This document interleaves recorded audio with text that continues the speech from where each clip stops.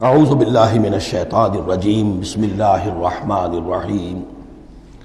یہاں وہ پہلا حصہ جو ہے نصف اول کا ثلث اول، یعنی نصف اول جو ہے سورہ مبارکہ کا، میں نے عرض کیا تھا کہ اس میں پہلی آیات 32 ہیں، جنرل ہیں، تمہیدی ہیں، دین کے بڑے جو گہرے اصول ہیں وہ ہیں، دعائیں تلقین کی گئی ہیں، محکمات اور متشابہات کا فرق واضح کیا گیا ہے۔ لیکن اب دوسرے حصے میں سارا خطاب جو ہے وہ براہ راست عیسائیوں سے ہے، اور انہیں بتانا یہ ہے کہ حضرت عیسیٰ کو جو تم نے معبود بنا لیا، یا تو تثلیث کی شکل دے دی ٹرینٹی، یا گاڈ انکارنیٹ بنا دیا۔ تثلیثیں بھی دو طرح کی رہی ہیں، اللہ بھی اور مریم بھی اور عیسیٰ بھی، اور دوسری تثلیث جو ہے جو اب دنیا میں عام ہے وہ ہے اللہ اور روح القدس اور حضرت عیسیٰ۔ تو یہ جو تثلیثیں تم نے ایجاد کر لی کہ کوئی بنیاد نہیں ہے، یہ تمہاری کج روی ہے، تم نے غلط شکل اختیار کی ہے۔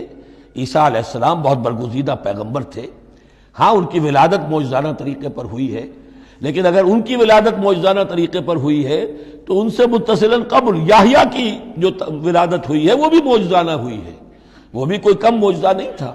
تو معجزے، اور پھر آدم کی جو ولادت ہوئی ہے، آدم کو جو پیدا کیا اللہ نے، تو ظاہر بات ہے کہ وہ اپنی جگہ پر جہاں سے نسل انسانی کا آغاز ہوا، تو یہی بات اگر دلیل ہو جائے الوہیت کی تو یہ تو پھر آدم کو بھی الہ مانو اور یحییٰ کو بھی الہ مانو۔ تو ساری بحث اس پر ہو رہی ہے۔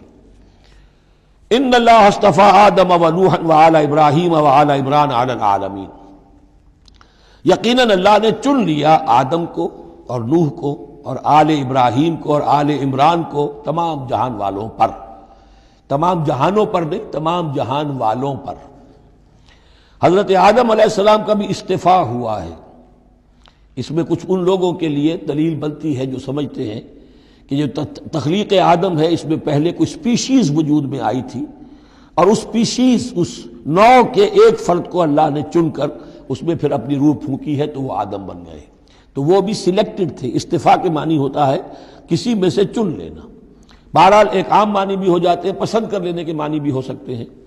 ان اللہ اصطفی آدم و نوحا، اور پھر نوح کو پسند کیا، آل ابراہیم، ابراہیم کے گھر کو، ان کے خاندان کو، وآل عمران، عمران جو ہے بنی اسرائیل کی تاریخ میں دو عظیم شخصیتوں کے نام ہیں، ایک تو حضرت موسیٰ کے والد کا نام بھی عمران تھا، اور ایک حضرت مریم کے والد کا نام بھی عمران تھا۔ حضرت عیسیٰ کے نانا عمران ہوئے اور حضرت موسیٰ کے والد عمران تھے۔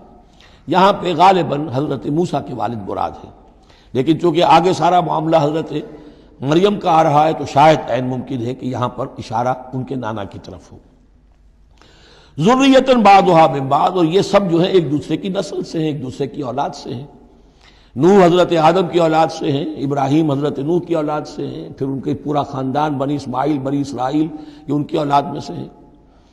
واللہ سمیع علیم، اللہ سمیع اور علیم ہے۔ اس قالت امرأۃ عمران رب انی نذرت لک ما فی بطنی محررا فتقبل منی۔ اب یہ جو عمران کی بیوی ہیں یعنی حضرت مریم کی والدہ، یہ بہت نیک عورت تھی، بہت ہی متقی، نیک، زاہد۔ ان کو حمل ہوا تو انہوں نے پروردگار سے ایک منت مانی، نظر مانی، رب انی نذرت لک ما فی بطنی، جو میرے پیٹ میں جو بھی بچہ اے اللہ تو پیدا فرما رہا ہے میں تیری ہی نظر کرتی ہوں، یعنی دنیاوی کوئی ذمہ داریوں کا بوجھ اس پر نہیں ہم ڈالیں گے، اور ہیکل کی خدمت کے لیے، دین کی خدمت کے لیے، تورات کی خدمت کے لیے اس کو وقف کر دیں گے، ہم اپنا بھی کوئی بوجھ ان پر نہیں ڈالیں گے، اس توقع میں کہ اللہ بیٹا عطا کرے گا۔ محررن کے مطلب ہے اسے آزاد کر دیں گے، تحریر، آزاد کر دینا حر سے، کہ کوئی ذمہ داری اس پر نہیں ہوگی، اسے ہم خالص کر دیں گے تیرے دین کی خدمت کے لیے اور ہیکل کی خدمت کے لیے۔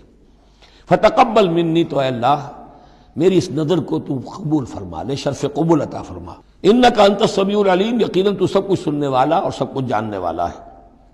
فلما وضعتها قالت رب انی وضعتها انثی، اب جب وضع حمل ہوا تو پھر اس نے کہا اے اللہ یہ تو میں ایک بیٹی جنم گئی ہوں، یعنی میری تو یہاں بیٹی ہو گئی ہے، میں تو امید میں تھی کہ بیٹا آئے گا تو اس کو جو ہے میں وقف کر دوں گی۔ اس وقت تک ہیکل کے خادموں میں کسی خاتون کو، لڑکی کو قبول نہیں کیا جاتا تھا۔ واللہ عالم بما وضعت، اللہ فرما رہا ہے کہ اللہ بہتر جانتا تھا کہ کیا اس نے جنا ہے، اسے کیا پتا کیسی بیٹی جنی ہے۔ ولیس الذکر کالانثی، اور کہاں ہوگا کوئی بیٹا اس بیٹی جیسا. اس کے دونوں معنی کیے گئے. ایک تو ایسا کہ یہ گویا کہ قول مانا جائے حضرت مریم کی والدہ کا کہ لڑکا تو لڑکی کی طرح نہیں ہوتا، اب لڑکا ہوتا تو میں اس سے خدمت کے لیے وقت کر دیتی، یہ تو لڑکی ہو گئی. اور ایک یہ بھی ہے کہ اللہ کی طرف سے اس کو مانا جائے واللہ اعلم بما وضعت ولیس الذکر کالانثی، کوئی بیٹا ایسا ہو ہی نہیں سکتا جیسی بیٹی تمہیں دی ہے. وانی سمیتھا مریم، اور وہی اب ان کا کلام شروع ہوا ان کی والدہ کا مریم کی، میں نے اس کا نام مریم رکھا ہے. وانی اعیذھا بک، اور اے اللہ میں اسے تیری پناہ میں دیتی ہوں، وذریتھا، اور جو بھی اس کی اولاد ہو نسل ہو اس کو بھی تیری پناہ میں دیتی ہوں، من الشیطان الرجیم، مردود شیطان کے حملے سے، کہ اللہ ان کو مریم کو بھی اور اس کی آنے والی اولاد کو بھی تو بہت ہی اپنی حفاظت میں رکھیو، شیطان سے بچائیو. فتقبلها ربها بقبول حسن، تو قبول فرما لیا انہیں، یعنی حضرت مریم علیہ السلام کو ان کے رب نے بڑی ہی عمدگی کے ساتھ قبول حسن، شرف قبول عطا فرمایا بڑی ہی خوبصورت انداز میں. وانبتها نباتا حسنا، اور ان کی پرورش کی بہت ہی عمدہ طریقے پر، بہت اعلیٰ طریقے پر. وکفلها زکریا، اور ان کو کفالت میں دے دیا، تربیت میں دے دیا حضرت زکریا کے. یہ حضرت زکریا جو ہیں یہ خالو تھے حضرت عیسیٰ علیہ السلام کے، حضرت مریم کے خالو.